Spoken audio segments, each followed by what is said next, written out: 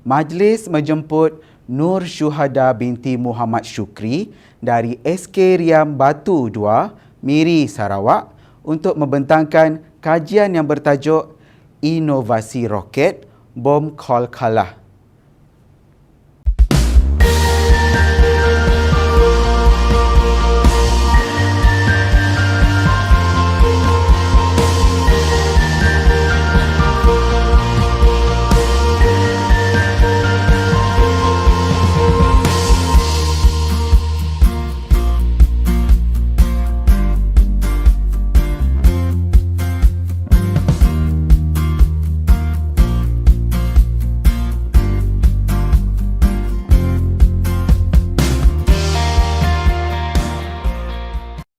Assalamualaikum dan salam sejahtera. Saya Nur Syuhada binti Muhammad Syukri dari SK Riam Batu 2 ingin membentangkan kajian inovasi saya iaitu inovasi roket bom Qalqalah di bawah bidang pendidikan Islam.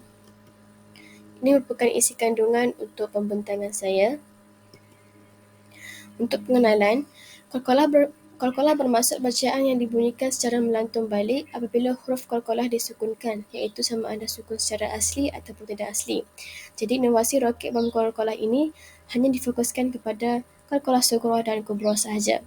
Inovasi yang ingin dihasilkan juga sesuai dengan SK dan juga SP yang dinyatakan dalam DSKP Pendidikan Islam tahun 4. Untuk objektif inovasi ini, antara objektif bagi inovasi yang dirangka ialah untuk membantu murid menyelesaikan masalah murid dalam mengenal pasti huruf dan jenis-jenis qalqalah dengan betul dan tepat.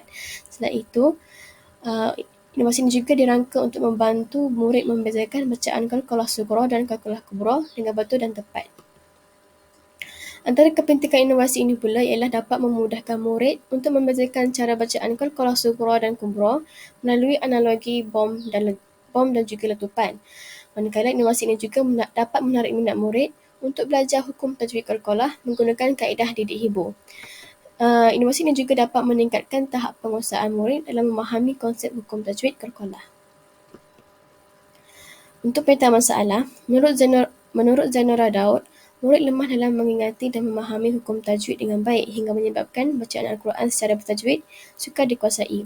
Selain itu, menurut Mastura Ahmad, masalah utama yang didapati, 43% tidak mengetahui hukum tajwid qalqalah, selebihnya sukar menyebut huruf serta membezakan cara bacaan qalqalah dengan betul dan tepat.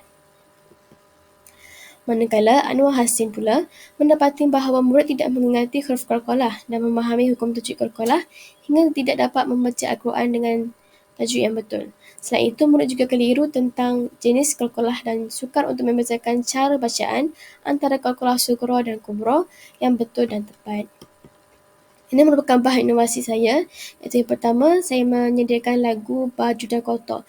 Lagu ini ialah untuk membantu murid mengenal pasti 5 huruf qalqalah, iaitu ba, jim, da, koto melalui lagu.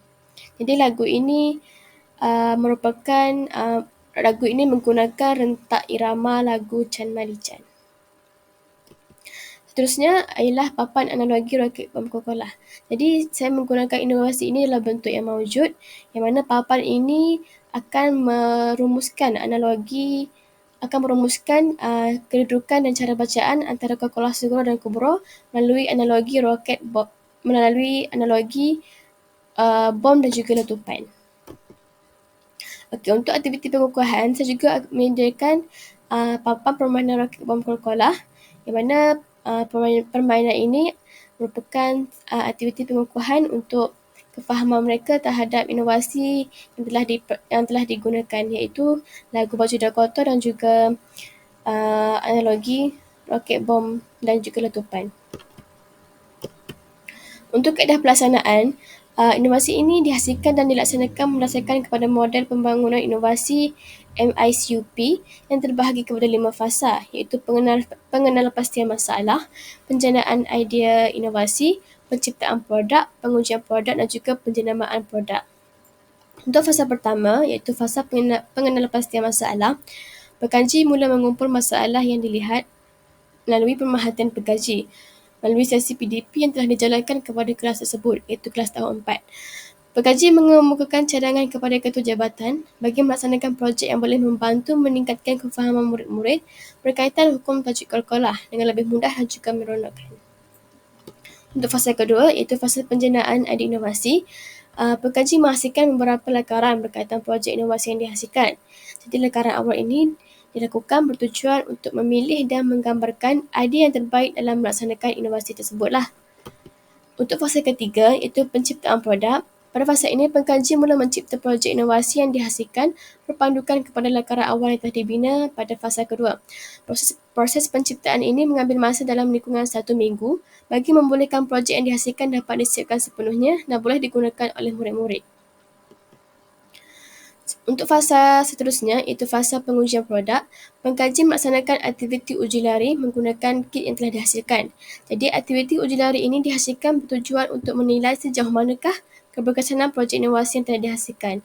Jadi, melalui aktiviti uji lari ini juga dapat mengetahui kekuatan, kelemahan dan cadangan penambahbaikan yang boleh dilakukan berdasarkan kepada projek inovasi yang telah dihasilkan. Dan akhir sekali, untuk fasa penjenamaan produk, proses ini dilakukan bertujuan untuk pengkomersialan produk kepada semua pihak, terutamanya pihak sekolah.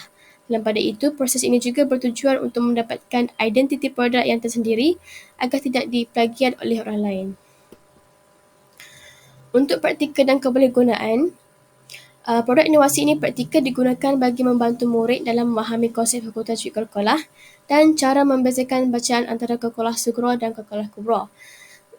Jadi, produk ini juga mudah untuk dibina oleh guru dan kos produk untuk menghasilkan inovasi ini adalah murah.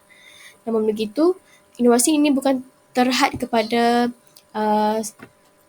murid tahun 4 sahaja, kerana inovasi ini boleh digunakan pakai oleh semua peringkat umur untuk memahami hukum tajwid qalqalah dengan lebih mendalam.